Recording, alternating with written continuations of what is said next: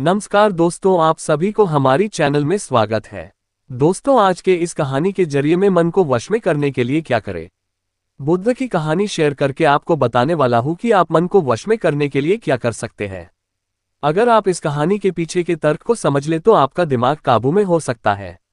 एक बार महात्मा बुद्ध किसी नगर से गुजर रहे थे। बुद्ध की नजर एक कपड़ा व्यापारी पर पड़ी जो उदास और निराश दिख रहा था। बुद्ध उसके पास गए और पूछा, हे भक्त, तुम इतने दुखी क्यों हो? यदि आप मुझे अपनी चिंता के बारे में बताएं तो मैं आपकी मदद कर सकता हूं। कपड़ा व्यापारी ने बुद्ध को प्रणाम किया और उन्हें अंदर आमंत्रित किया। व्यापारी ने कहा कि जब से मेरी पत्नी की मृत्यु हुई है तब से मेरे छोटे बेटे की देखभाल के लिए घर पर कोई नहीं है, इसलिए मैं हमेशा उसे अपनी दुकान पर लाता हूं। लेकिन वह मेरी दुकान पर आने वाले हर ग्राहक की पगड़ी उतार देता है और कभी कभी उनका बैग उठाकर बाहर फेंक देता है। मैंने डाटा को बहुत समझाने की कोशिश की लेकिन वह नहीं समझा। उसकी हरकतों से मेरे सभी ग्राहक अपमानित महसूस करते हैं और वापस चले जाते हैं। बुद्ध ने कहा, मैं तुम्हारी मदद कर सकता हूं, लेकिन तुम मुझसे वादा करो कि तुम मेरे किसी भी काम में हस्तक्षेप नहीं करोगे, न ही कोई सवाल पूछोगे। व्यापारी बुद्ध से एक वादा करता है। अगले दिन बुद्ध पगड़ी पहनकर आए और ग्राहक की तरह बैठे। व्यापारी के बेटे ने आकर बुद्ध की पगड़ी उछाल दी।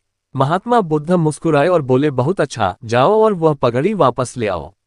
वह बच्चा दौड़कर पगड़ी ले आया और बुद्ध को दे दी। अगले दिन बुद्ध एक कुल्हाड़ी और लाठी लेकर आए। लड़के ने फिर पगड़ी उछाली। बुद्ध ने लड़के को एक कुल्हाड़ी और लकड़ी दी और कहा, जाओ इस लकड़ी को काटो।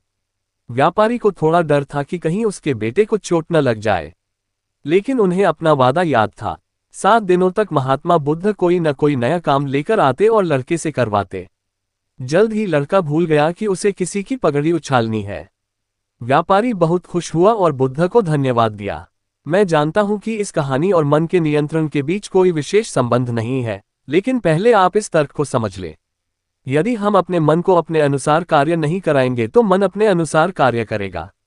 यदि हम मन को अपनी इच्छानुसार नियंत्रित कर ले तो मन को नियंत्रित किया जा सकता है।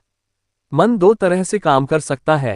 पहला, मन अपनी इच्छानुसार काम कर सकता है, या दूसरा, हम मन से अपनी इच्छानुसार काम करा सकते हैं। बुद्ध से मिलने से पहले लड़के का मन और मस्तिष्क नियंत्रित रूप से उसकी इच्छा के अनुसार काम कर रहा था, लेकिन बुद्ध ने लड़के से अपनी इच्छा के अनुसार काम कराया जिससे उसकी आदतें बदल गईं।